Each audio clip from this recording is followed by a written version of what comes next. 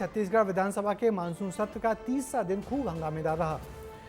महिला अपराध, कानून व्यवस्था, दवाइयों की गुणवत्ता और सड़कों के मुद्दे पर सत्ता पक्ष और विपक्ष आमने सामने नजर आए। हालांकि सदन की शुरुआत हल्के फुल्के माहौल से हुई, लेकिन जैसे जैसे दिन भर की कार्रवाई आगे बढ़ती रही, सियासी वार और तीखे होते चले गए। आज सदन में दिन भर क्या कुछ हुआ, हमारी इस रिपोर्ट में देखिए। अपराध की संख्या बढ़ेगी, आपने कहा है। अपराध और पर कोई चूक नहीं है। महिला अपराधों और कानून व्यवस्था को लेकर हंगामे की ये तस्वीरें छत्तीसगढ़ विधानसभा की है, जिसका आज तीसरा दिन था, जो काफी हंगामेदार रहा। लेकिन कार्रवाई की शुरुआत हंसी मजाक के साथ हुई। प्रश्नकाल में सबसे पहले विधायक अटल श्रीवास्तव ने दवाइयों की क्वालिटी और खरीदी को लेकर सवाल किया। फिर नेता प्रतिपक्ष चरणदास महंत ने स्वास्थ्य मंत्री श्याम बहरी जायसवाल को घेरा। माननीय मंत्री जी ने बताया कि aspirin resistant tablet IP 150 mg और 75 mg गुजरात में ब्लैक लिस्टेड थी, लेकिन CGMSC ने 25/3/2026 को सूचना मिलने के बाद खरीदी आदेश को रद्द कर दिया। कृपया बताएं कि रद्द करने से पहले कितनी मात्रा की दवाएं CGMSC सरकार को पहले सप्लाई कर दी गई थी? नहीं, वही मैं बता रहा हूँ, जो गुजरात ने ब्लैक लिस्टेड किया जिसको, वो दवाई हमारे यहाँ खरीदी ही नहीं हुआ। जब आप और आपकी सरकार ने ये निर्णय कर लिया है कि गुजरात के हर चीज़ पर, हर राह पर आपको चलना है, फिर जो दवाई गुजरात में बैन है उस पर आपने अपना बैन क्यों नहीं लगाया? दोनों प्रोडक्ट अलग अलग हैं माननीय नेताजी।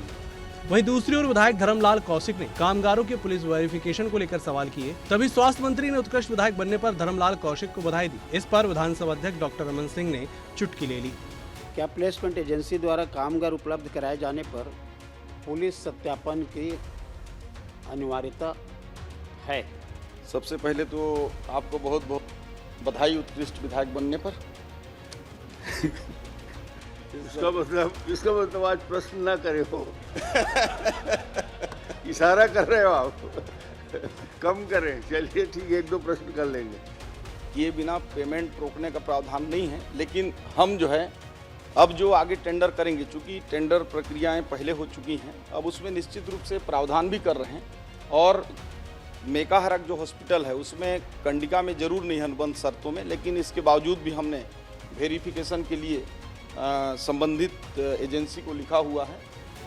विधानसभा में सबसे ज्यादा चर्चा सड़कों के मुद्दे की रही, जिसको लेकर कई बीजेपी और कांग्रेस विधायकों ने 10 से ज्यादा सवाल किए, जिसका जवाब डिप्टी CM विजय शर्मा ने संयुक्त रूप से सभी को दिया। इतने गड्ढे हो गए हैं बाकी सड़कों में और उसमें चलने योग्य नहीं है।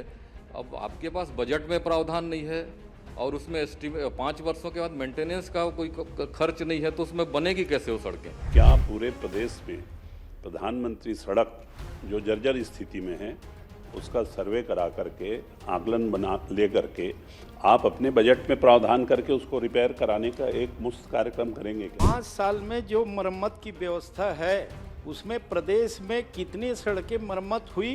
करण को लेकर के आने वाले समय में क्या प्रावधान रहेगा, उसमें भी आदरणीय मंत्री जी ने आश्वासन दिया था कि इस बार के बजट में नवीनीकरण और मरम्मत दोनों को हम इस बजट में लाएंगे, लेकिन अभी तक कोई इसमें विषय आया नहीं। 200 गांव के लोग, और अभी नारायणपुर की पूरी ट्रैफिक इस रोड से चल रही है, क्योंकि उनका रोड बना नहीं है।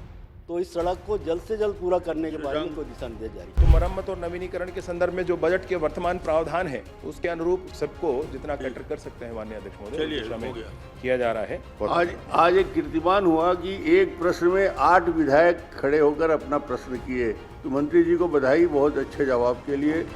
इसके अलावा सदन में नकटी मामले को लेकर विपक्ष का स्थगन प्रस्ताव अस्वीकार हुआ, जिसके बाद सदन में हंगामा हुआ। हंगामे और नारेबाजी के बीच सदन की कार्रवाई आगे बढ़ी और विधानसभा का तीसरा दिन सत्ता और विपक्ष के तीखे टकराव के साथ खत्म हुआ। विस्तार न्यूज के लिए होमन साहू की रिपोर्ट। तो छत्तीसगढ़ विधानसभा के तीसरे दिन की कार्यवाही हंगामे और सियासी तकरार के बीच खत्म हुई। सड़क से लेकर कानून व्यवस्था और दूसरे मुद्दों पर पक्ष विपक्ष के तीखे आरोप प्रत्यारोप देखने को मिले। अब नजर रहेगी कि आने वाले दिनों में सदन की बहस किस दिशा में आगे बढ़ती है।